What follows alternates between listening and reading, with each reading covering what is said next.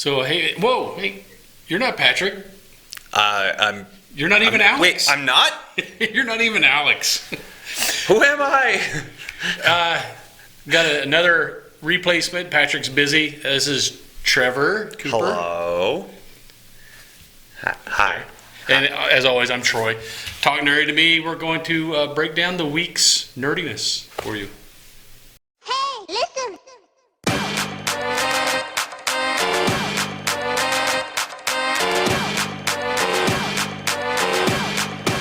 Hopefully. Well, what we think is cool. I know you've read these. I kind of glanced through them. I'll let you start with those. Yeah. So, Some X-Men's. I've been calling it Powerhouse lately. So, House of X, Powers of 10 by Jonathan Hickman. Man. God damn you, Jonathan. Jonathan Hickman. Okay, so I've been a lifelong X-Men fan, and every time they're like, we're rebooting it and we're going to fix the franchise. And every time they get me, and then I read it, and I'm like, this is worse than it was before. Just leave me with the one I had. At least I was following that one.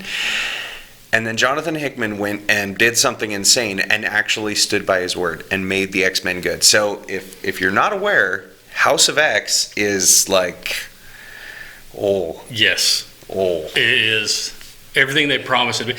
Every time they reboot any title, they always say, this is going to be earth-shattering across the whole line, publisher-wide, and then you get it and you're like, this is really dumb, and then they retcon it. I don't think this is not going to be retcon for a while, I don't think. No, I think there's going to be some lasting stuff in these books that's going to be around for a while. So first of all, spoiler alerts, Xavier's basically kind of taken a little bit of Magneto's stance on this now, where he's like, we will have peace for mutants by force. By any means. He went all Malcolm X on them. Yeah, he legitimately sends an insurgent squad to collect information, and when they're like, well, here's your information you want, but we want something else. He's like, I want something else too. You want to live on my island? You give me my information. He's just like, Charles, you scratch my back. What happened, man? He turned all Sopranos on him. Yeah, I need to get my feet wet. I need some Vig. Where's my hands kind of cold there. Need a blanket. Nice Benjamin to keep him warm. So that's just the smallest part of what they've done. Yeah, they've introduced new characters. I think this is one of the new ones. Yep. So we've got the new character Rasputin and a new character Cardinal.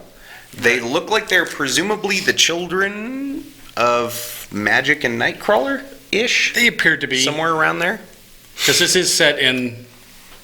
Part of it's set in the future. Yeah. Right? Yeah. So Powers of 10, rather, is... Don't get that mixed up. Marvel will yell at you. It's House of X, Powers of 10.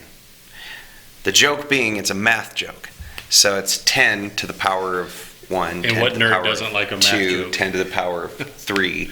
Even though they kind of screwed up their math, Marvel, 10 to the power of 1 is... Or no, they didn't. They did it right. Because you have year 1 is X0. Right, 0 is the first, Even though technically that's I think that's 0. right from when I took math. 10 to the power of 0 is 0. Math. But then you jump to X-Men year 10, which is House of X. This is the current X-Men storyline. Then we jump to X2, which is X-Men year 100, where we meet Rasputin, Cardinal, a bunch of other characters, and this is at the height of the man-mutant machine war. So the mutants, the machines, and men have all gone to war. Sentinels. And then you thought X3. They were gone. They pull you back. Damn Sentinels. X3, the Wolverine movie? Close. The X-Men year 1000. Human beings are now essentially zoo animals. You see how the tables turn there? Yep. 1,000 short years? Yeah. In 1,000 years' time, man are animals in a zoo, and essentially these ascended mutants and machines are working together to just kind of catalog everything. So, be nice to your fellow mutants and maybe listen to Magneto for a chance. One of the greatest things that Jonathan Hickman writes is Magneto comes to the world leaders and basically says, like, look, you're always afraid of us and you want to start a war. We've never started a war with you once. Can we please be safe and be left Careful alone? what you ask for. Yeah. And then basically kind of threatens them and is like, if you don't, then we'll just take over. So, and he'll drop a baseball stadium on DC. Yeah. Like that was another movie. But we also got this weird, like, so Powers of 10 is jumping around. You start reading through, and then all of a sudden we jump to a new timeline. And you're like, okay, well, I don't really know where that's going. House of X issue 2 gave us a huge reveal. Well, it's more of a retcon. Was that the Eminem? Moria? Yeah. So yeah, I gave her a cool nickname. Yeah. Moira McTaggart, Eminem. So they do a bit of a retcon. So if you're not familiar, retcon is when they go back and change something. And which comics are wont to do. They do. This isn't like retcon to the foundation of things, but it's definitely a huge retcon for the character. So Moira McTaggart, the ex-wife of Charles Xavier, she's always been around the fringes. Of his kid, and, X-Men. Is now revealed to be a mutant who has the ability to reincarnate. So she's lived 10 lives, and every single one she gets to retry and has all of the memories of her past lives. That's kind of cool. Yeah. And there's just this massive reveal, and you're like, what? That's what that meant in Powers of 10, number 1? Because she has this exchange with Xavier. So and you're where not does sure what she's Krakoa fit into all this? Because I know they've been using the language and everything. Krakoa, if memory serves, Krakoa was actually... it's got a long-standing history in the X-Men. It was the sentient island. Yeah, it was Krakoa, the living island, and that's where the New Mutants came about. Giant Size, I think it was. Giant Size X-Men comes about because Professor X makes a new team with Colossus and Nightcrawler and all these other guys and sends them to this Isle of Krakoa. What they don't realize is that it's to rescue the previous X-Men of Cyclops, Jean Grey, Iceman, and so on. They go and rescue them and then come back, and then we get the new X-Men team with Cyclops and Wolverine and all of those. The X-Men as most people know them. So they've kind of gone back and made a little bit of a change where Krakoa is not well, we don't know if Krakoa is sentient.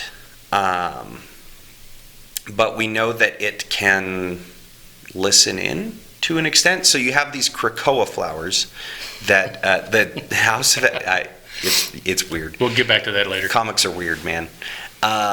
So they get the Krakoa seeds, and you see House of X open with them planting them around the world. For humans, these can be used to do things like cure all illness,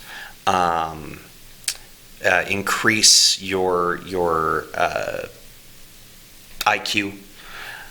They can do things like cure mental illness, which was weird. And then for mutants, they can like amplify their powers. They can create portals from any Krakoa flower to another Krakoa flower, which would be that, which you don't realize going in. You're like, oh, that's weird. And the other thing is they can create a void. So you can create your own like little pocket universe where specifically it says where Krakoa can't hear you. So we're led to believe that this island is sentient to a degree. But they haven't really touched on it. Knowing Jonathan Hickman, we'll find out in like a couple 4 years. or 5 issues from now. He likes to plant these seeds 2 years in advance. Yeah. So who knows? Maybe. I personally found it pretty great that Jonathan Hickman's most famous or touted run in comics was the Fantastic Four run he did about 4 or 5 years ago. Yep. And then issue 1 of House of X, Fantastic Four shows up. It's like, Jonathan, you're writing X-Men now. Let the Fantastic Four go. I really, really like them. Well, speaking of the Krakoa stuff, the promo they sent with these were actual seed packets. It was awesome. They said they were some kind of bachelor's buttons. Yeah, I'm hoping that's not. I'm hoping they're actually Krakoa seeds. Right. I got a cold I've been trying to get rid of. Yeah. We just solved healthcare. Yeah. Plant Krakoa seeds. That's legitimately what it was. And I'm thinking this probably will come into play somehow, like a bargaining chip between the mutants and humans, where they're like, look, we'll give you access to Krakoa seeds if you leave us the hell alone. Just leave us alone. Yeah. So, it's interesting. Yeah, everybody that I've seen online has said that they've been giving it great reviews. I'm surprised they haven't come out crying about it being political, because that's the big thing now. Oh, you're shoving politics down our throat. Dude, Xmen, the comics have been doing that since day one. Yeah. The original Xmen Xmen itself, did it. yeah. So quit crying. Just shut up and read it. It's good. Yeah, it's a comic book. It's a bunch of brightly colored individuals having conversations about what they're going to eat for dinner and then saving the world. Like, just have a good time, man. Who cares if it's political? Like, you know what? Magneto makes a huge political statement about the Greek gods in the book. But you can boil any story down to being political if you really want to, but it's a story, man. Yeah. Nobody's trying to sway your vote with a comic book. Yeah, they have other means of doing that. Yeah. Yeah, ask the Russians. Wait, you guys aren't listening, right? Thank you to all of our viewers in Russia. Yes. So, yeah, that was House of X, Powers of X. They're only on issue, 10. Powers of 10. Powers of 10, yeah. Everyone's been doing it. I've done it myself a few times. I just call it Powerhouse. They're only on, issue 2 for House, right? Mm-hmm. And Powers of 10 will come out at the time of filming, will be this coming Wednesday. So yeah, it's so far it's a good story. They've held their promise. It's been selling really well. Everybody's liked it that I've talked to. So I don't feel bad about recommending it. Pick it up. Hickman's an amazing writer. Yeah, like I said, he loves to do this little thing where 2 years in advance he'll put these little hints in, and then when it happens, you're like, oh, wait a minute, and you go back through your old issues. He did that with Secret Wars. Mm-hmm. Dropped hints about the Secret Wars coming. No one caught it. No, he loves those Easter. He's the master Easter egg guy. Yep. He's the Easter bunny. Confirmed. We have it confirmed. Is the Easter bunny. Jonathan Hickman is a mutant, and his powers are Easter bunny. Ooh, who would win between Easter bunny and Santa Claus? Ooh, because Marvel has already said Santa Claus is the most powerful Marvel mutant. Yeah. But we haven't been introduced to Easter. Is the Easter bunny Omega level mutant? I mean, presumably he can get all around the world just like Santa, but he's got a limitless supply of eggs filled with God knows what. Like hobgoblin things. Santa has to have elves make him toys. So I feel like in this case, Santa is Batman. You give him enough time and preparation and he can carry anything in the bag, whereas the Easter bunny is just power, so he's Superman. Wow, my money's on Santa still. Yeah. Anyway. Christmas Beast. The Easter. Other comic, I actually did finally read this one. Yes. So, Absolute Carnage. Most people, Carnage doesn't have a gray area. People either love him or they hate him. There's not really, most people won't feel meh about it. They just, they're either they really, really hate him or they really, really love him. I'm not a big Carnage fan. But I'm a big fan of this story so far, just because of the storyline and the freaking art, man. Is it Ryan Stegman? Stegman. Yeah, yep. Stegman. Well, and Donny Cates is that guy's on fire right now. Yeah, he's doing what? Guardians, Venom. He did Cosmic Ghost Rider. Did he do Thanos? I don't remember. Whatever he's like Midas. Whatever he touches turns to gold. Yep. So Carnage. He also had his hands on the most recent. I think he had something to do with the what was the big Thor crossover? I didn't read Thor. The Realm. War of the Realms. I think he also had something to do with that. Oh, I'm sure he did. He probably wrote a couple. Or one of those big crossovers. There was some big event that he was involved in too. So just to get you up to date, I can probably tell you this without spoilers. This is common knowledge. There's a god named Null with a K who Knull. He invented the symbiotes, and he did that. He hates all things. Like, he had a big falling out, I guess, with the other gods, the Celestials. He wanted to kill all the stuff light and good, and the symbiotes kind of rebelled against him. And the planet Clintar, it's not. They reveal it's not really a planet. It's just all this billions and billions of symbiotes who kind of bonded with each other to encage him, and you find out Clintar's actually in their language it means cage. So he is caged within the center of all these other symbiotes, which is big enough to be mistaken for a planet. It's like a symbiote rat king. Ew, yeah. Yeah. Look up Rat King, guys. It's scary. Don't. Save yourselves. So, Venom and Carnage are kind of separated from the hive mind of symbiotes because they all can speak to each other. And Carnage believes it's because every time a symbiote is within a person, it leaves a piece of code, what they call codex, on the DNA.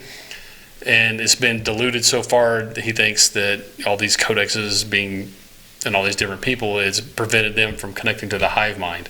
He wants to connect to the hive mind and wake up Null so he can see his god. And all of these people who are worshippers of Null have resurrected Carnage so that he can go around and pick all the...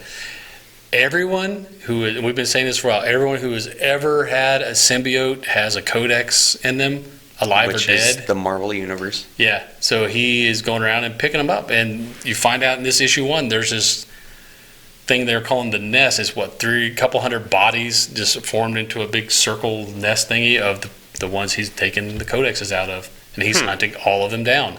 Does that mean we get to see Cletus Cassidy versus Tom Hardy?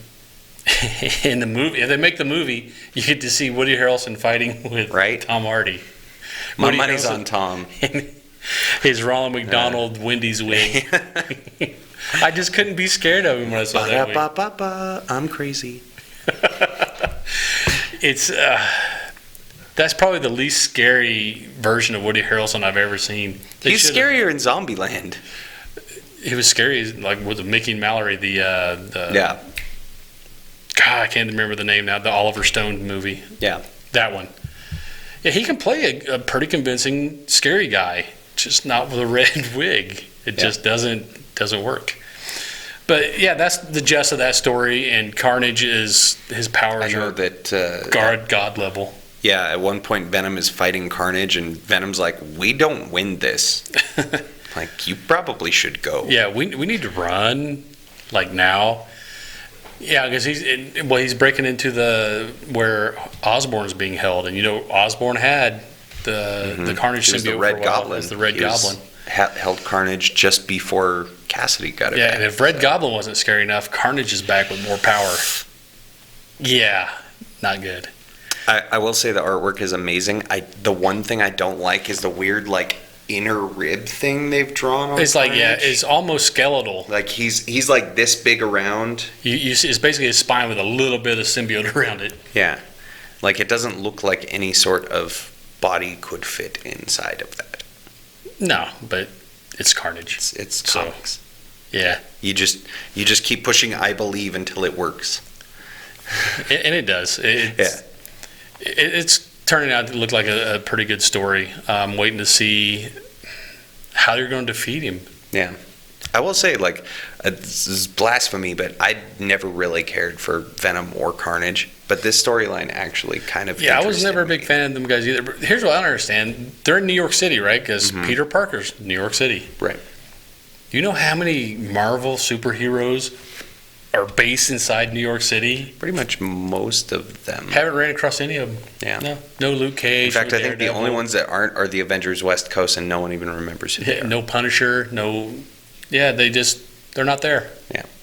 They're just gone. Hey, guys. Avengers Tower's even in New York, right? Or used to be. Yep. Stark Tower, Avengers Tower. You got the Baxter Building is there.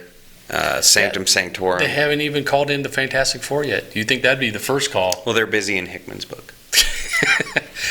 You figured, if I'm Peter Parker and Eddie Brock comes to me and says, "Hey, dude, Carnage has been resurrected. I need your help." I'm like, "Hold on.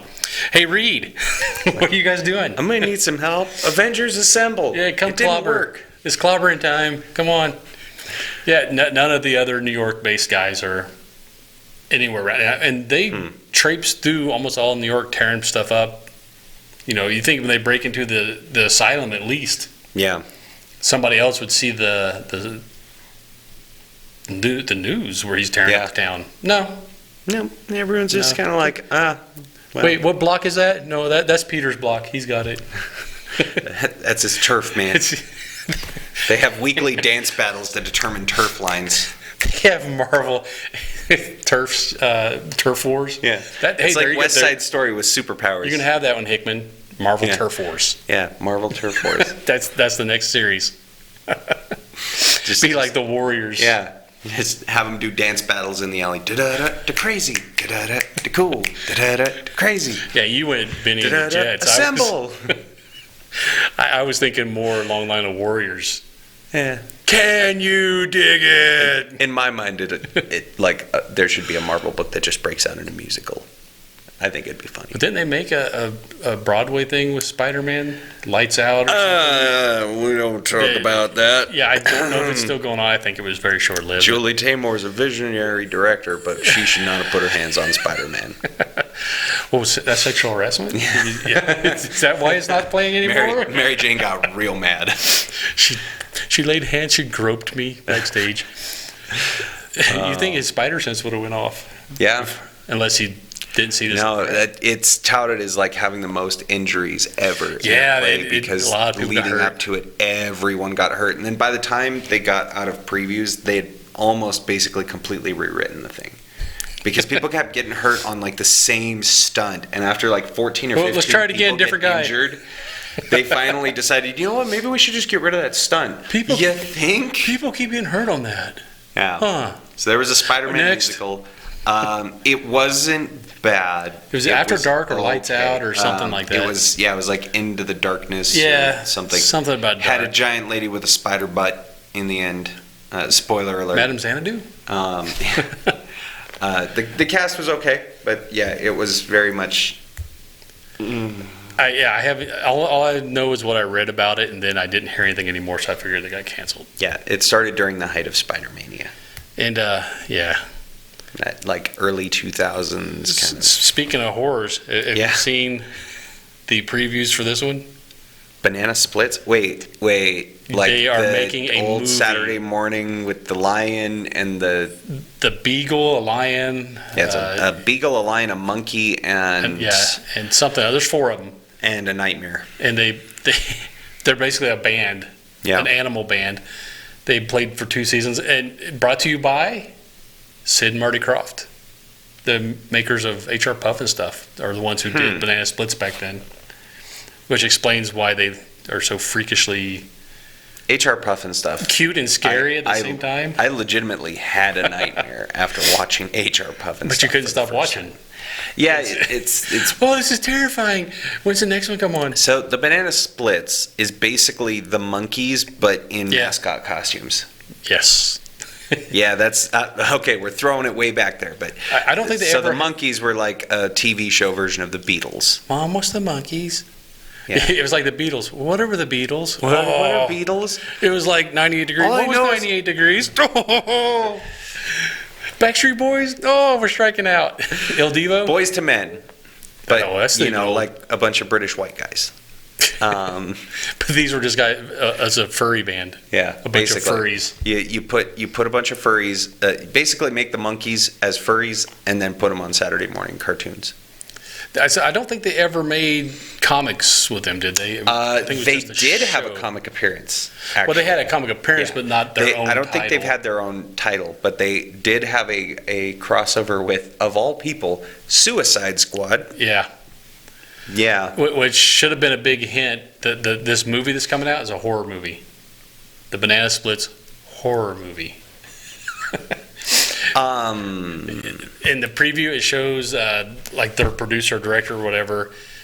This guy, I guess, who hates her, gets promoted to be the guy who picks all the shows, and he basically tells her, "We're canceling Banana Splits." She's like, "But it's doing really well. Why would you do that?" He's like, "Because it's silly and stupid, and I don't like it, and we're going to do something else." Well, I mean, then in the background, you see the Beagle one was a Fleagle. He was just it looked like he was kind of eavesdropping, just his animatronic thing was just sitting in there, and then kind of just, I was like, oh my God. Wait a minute. It's going to be like a Five Nights at Freddy's looking thing. I was just going to say, wait a minute. Was this the Five Nights at Freddy's movie that got canceled and they just turned it into Banana What are we going to do with all these animatronics? Someone else had the rights to Five Nights at Freddy's and they started production. Someone else gets the rights and this company's sitting there looking at the script going, Hey, we already have the stuff. You know, we got the rights to banana splits. Why don't we just turn these weird, like, bear and rabbit things into them, and they can, like, kill people? Yeah, because what's better than H.R. Puffin-stuff looking characters going around killing people? Oh, wait, they did that. It was called Happy. Yeah, right. So we've got Five Nights at Splitties. And that's coming out streaming sometime toward the end of this month, and like Blu-ray the week after. That's just... And then later it's going to be on Sci-Fi. So it's going to be on actual TV. That just seems dumb. I'm going to be honest. Like, I haven't even seen the preview, but just the idea pitch sounds a little dumb. I foresee it becoming a cult classic. Oh, yeah, probably. Blow up. Because the thing is, here's the thing. It's going to have a whole new generation of kids into the banana splits. Because Five Nights at Freddy's, for whatever reason, children love to have the bejesus scared out of them. So if you have old bootleg copies of the first two seasons, show them banana splits, and then just like put on a rubber mask and watch it behind them, and every so often just like scare the pants off of them. And they'll have a great time. Yeah, because kids pee in the bed at night is always cool. Yeah, you just get a rubber mattress. That's the way Mom did it. That's the way America does it, and it's worked out pretty well so far. Your mom still pees the bed? Well, Well, mine does too, but it's because she's really old and incontinence and stuff. Anyway, sorry, Mom. She doesn't watch, so it's okay. The last thing that we have time for, did you watch any of The Boys yet on Amazon Prime? So I watched the first episode. I had no prior knowledge of this. I was thinking it was going to be kind of like a Watchmen sort of thing. Yeah, vaguely? no. It's Watchmen if Showtime and HBO got their hands on it and they were like, enough of this wussy Game of Thrones stuff. Hold my drink. Watch this. Yep. And they just like, they turned it up to 11 and then broke the knob off. Pretty much, yeah. What he said. Garth Ennis, who you might remember the name from this little show called Preacher. Mm-hmm. It's along the same lines as Preacher. Very, I don't want to say ultra violent, but yeah, it is. And it's got Carl Urban, so that's all I needed. And I mean, you've probably already seen the previews. It's superheroes are kind of owned by. We've only watched the first episode, right? Yeah.